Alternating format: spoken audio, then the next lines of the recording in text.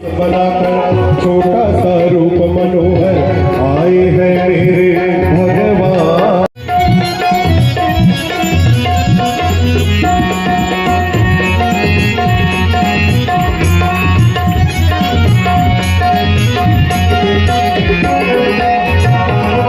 दंड का मंडल लेकर घूम रहे हैं घर घर, दंड का मंडल लेकर घूम रहे हैं, दंड का मंडल लेकर घूम रहे हैं घर घर, दंड का मंडल लेकर घूम रहे हैं। कितना सुंदर वो तो विष्णु अवतारी, जाने ये दुनिया सारी, वो तो विष्णु अवतारी, जाने ये दुनिया सारी, लीला है मेरी दे दो कुछ दान, दे दो कुछ दान, छोटा सा रूप मनोहर आए हैं मेरे भगवान। आँखों में काजल सोहे, होठों पे लाली शोहे, आँखों में काजल सोहे, होठों पे लाली शोहे, आँखों में काजल सोहे, होठों पे लाली शोहे, आँखों में काजल सोहे, होठों पे लाली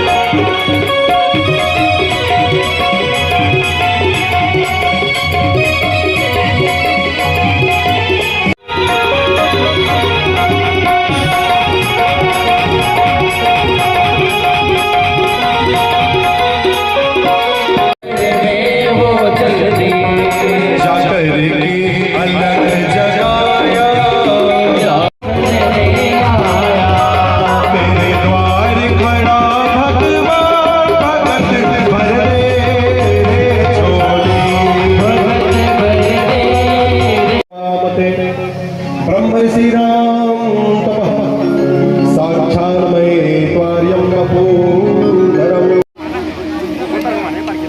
पास में ही राजा बलि की एक बिटिया खड़ी है जिसका नाम है विंध्याबली। ये राजा बलि अपनी रानी विंध्याबली के साथ चरण धो रहे हैं। पास में ही रत्नमाला खड़ी है जो राजा बलि की बिटिया है। रत्नमाला वामन भगवान के मुखमंडल को देख करके सोच रही है कितना सुंदर यह बालक है। अरे धन्य होगी वह माँ जिसने इतने सुंदर बालक को अपना स्तनपान कराया है, वात्सल्य प्रेम दिया है। काश मेरा भी ऐसा भाग्य होता। वामन भगवान ने मानो मन ही मन आंखों से कह दिया कि रत्नमाला चिंता मत करो, एक दिन हम तुम्हारी इच्छा पूरी करेंगे, हम एक दिन स्तनपान करेंगे, वात्सल्य रस तुम्हें प्रदान करेंगे। राजा बलि चरण धो करके हाथ जोड़ करके कहते हैं, हे ब्राह्मण देवता, ऐसा लगता है कि आप यहाँ पर कुछ मांगने के लिए आए हैं। हे महाराज, आपको जो कुछ चाहिए निसंकोच मुझसे कहिए। आपको कोई नगर चाहिए, कोई ग्राम चाहिए, हाथी घोड़े सवारी या किसी कन्या से विवाह करने की इच्छा, आपको जो भी हो हमें अपनी संकोच बताइए महाराज, हम आपको प्रदान करेंगे। वामन भगवान कहते हैं कि राजन, हम मांगने तो आए हैं और जो सामर्थ्यवान होता है उसी से ही मांगा जाता है। राजा बलि, हम आपके बारे में जानते हैं कि आप भक्त प्रहलाद के नाती विरोचन के बेटे हैं। ऐसा भक्त प्रहलाद जिसने भगवान नरसिंह को खंभे से प्रकट किया था, तुम उसके वंशज हो, तुम उसके नाती हो। राजा बलि को आश्चर्य हुआ, कहा कि आप दिखते तो छोटे से हैं पर आप इतने सब इतिहास को कैसे जानते हैं, मेरे बाप दादाओं को कैसे जानते हैं? आके हमने सुना है, देखा नहीं है पर हमने सुना है। राजन, हम तो संतोषी ब्राह्मण हैं और हम तुमसे उतना ही मांगेंगे जितने की हमें जरूरत है। राजा बलि ने कहा, महाराज फिर आपको कितने की जरूरत है?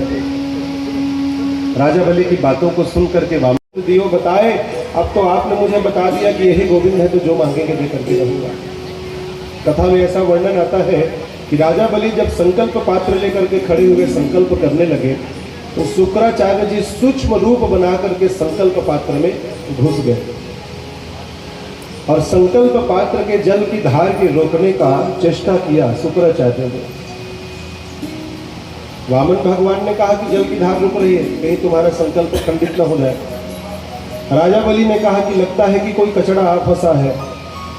वामन भगवान ने कहा कचड़ा साफ करने वाले हम हैं ना, हम ही कर देते हैं कचड़ा साफ। और एक कुशा की नोक लेकर के जैसे ही संकल्प पात्र के छिद्र में थोड़ा सा डाल दिया तो भीतर तो बैठे थे शुक्राचार्य जी, वो कुशा की नोक जाके धंस गई शुक्राचार्य जी की एक आंख पे।